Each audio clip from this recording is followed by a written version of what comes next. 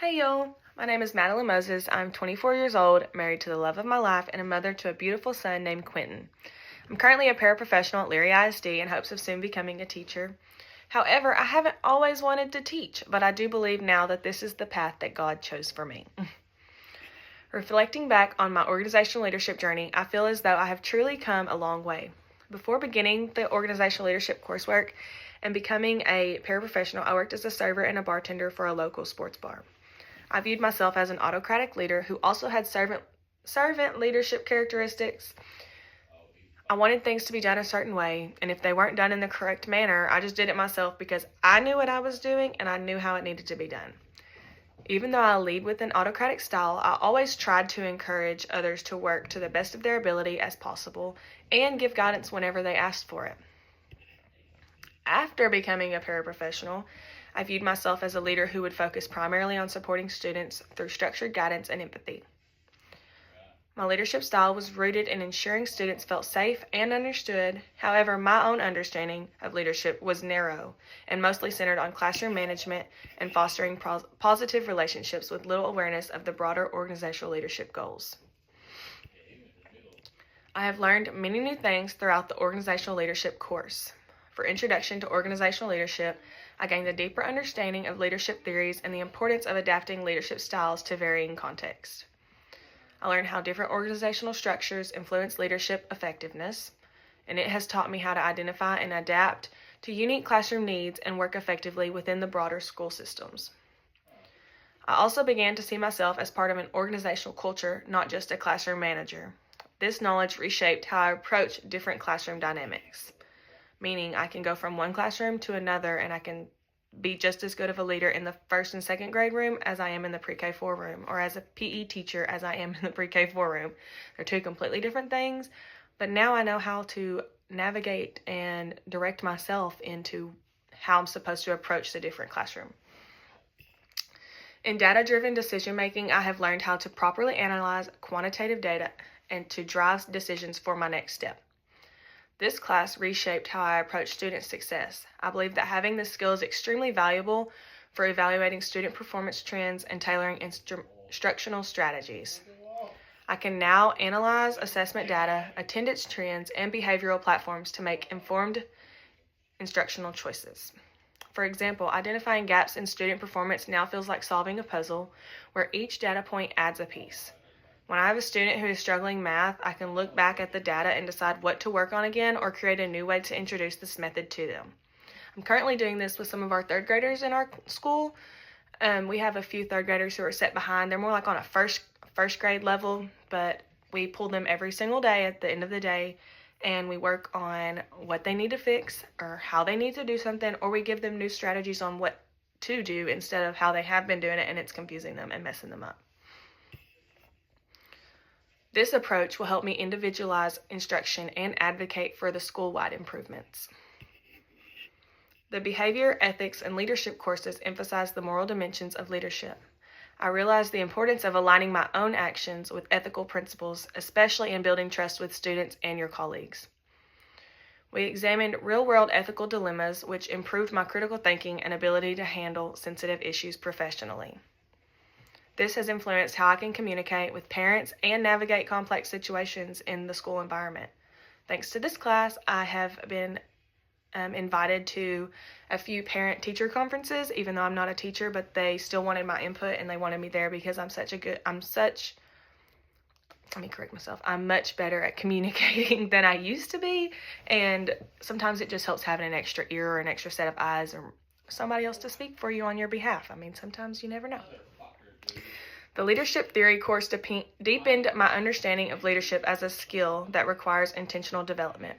By studying frameworks like transformational and servant leadership, I learned strategies for inspiring and motivating others. In classroom practice, this has translated to setting clear expectations, recognizing achievements, and creating a collaborative environment.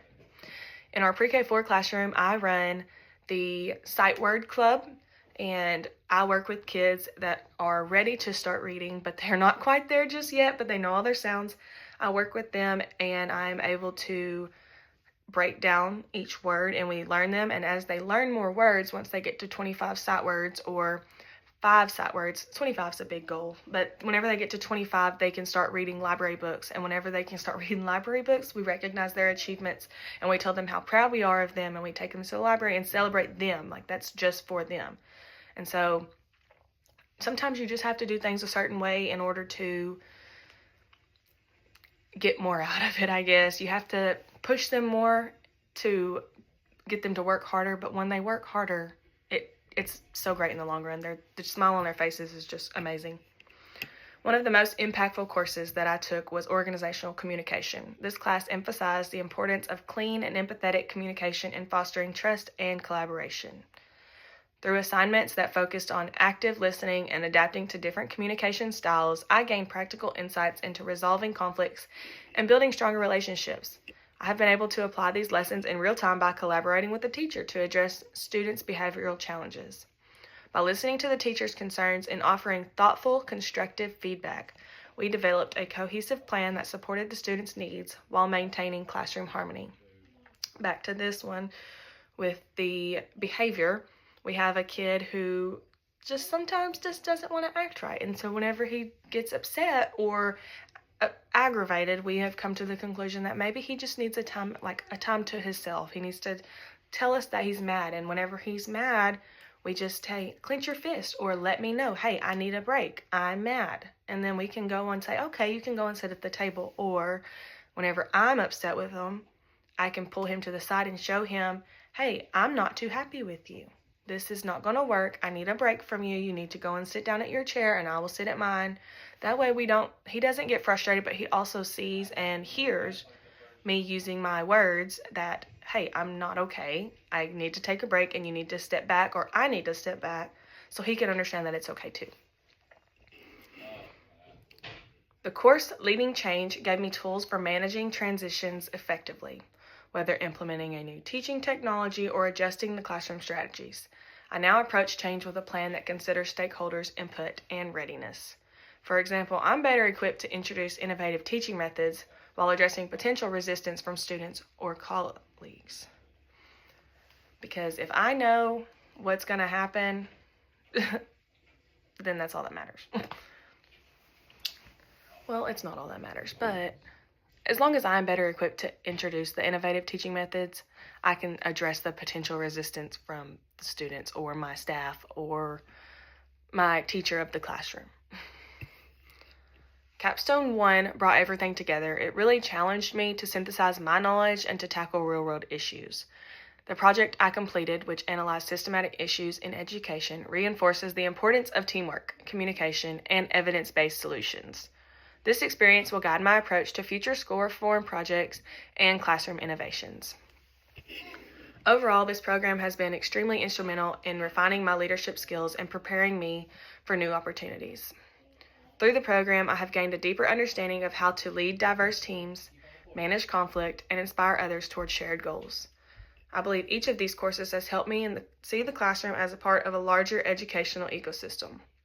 I'll use what I've learned to lead with purpose, adapt to change, and create data-informed strategies that support student success. These skills will also help me mentor others and contribute meaningfully to my school community. Who am I as a leader now? Today I see myself as a reflective, adaptive, and intentional leader who prioritizes growth in not only myself, but others as well. I lead with a deep understanding of the importance of relationships, collaboration, and ethical decision-making. I'm committed to fostering inclusive data-informed, and ethically grounded classrooms. My leadership style balances empathy with strategic focus on results, aiming to empower both students and colleagues. I strive to embody a servant leader mindset as I try my best to guide and support while making a meaningful impact in the lives of young learners. Through my paraprofessional journey, I have taken on informal leadership responsibilities like assisting in creating an organized, productive classroom environment. I do this daily with our pre-K4 students. It's always an ever-changing momentum, but we are able to keep it structured and organized. The experience I have gained from this taught me the value of clear communication, adaptability, and fostering strong relationships with anyone that you're working with. Doesn't matter who it is or how hard they are to work with. Whenever you have these skills that I have learned from the organizational leadership program, it doesn't matter. It just doesn't. Where do I go from here? I see my leadership journey as an ongoing and dynamic, guided by the lessons learned from my coursework and experiences. My plans as a teacher center around applying leadership practices to create a classroom environment where students feel empowered to succeed. I am to lead by example, foster collaboration, and continually innovate my teaching strategies. To continue my leadership journey, I will focus on building relationships with colleagues, seeking professional development, and refining my skills through reflective practices. Because you can never be at the top. Everyone wants to be to the top, but I don't believe that you will ever be there. You can always better yourself. And then when you get to the point where you are better, you can still be better than that. You can still do greater things. 3 goals that I have for next year are developing collaborative relationships, enhancing classroom management techniques, and to pursue advanced training. With these 3 goals, I will be able to work closely with other educators in a professional learning community where I can exchange ideas, analyze student data, and implement effective teaching strategies. I will also be able to implement routines and procedures inspired by leadership theories to create a structured and engaging learning environment. I feel if I attend workshops to help further develop my skills in leading a modern, proactive classroom, I will remain successful in my teaching role. Each goal will contribute to my growth as an effective leader and teacher, ensuring I positively impact my students and the school community. Thank you.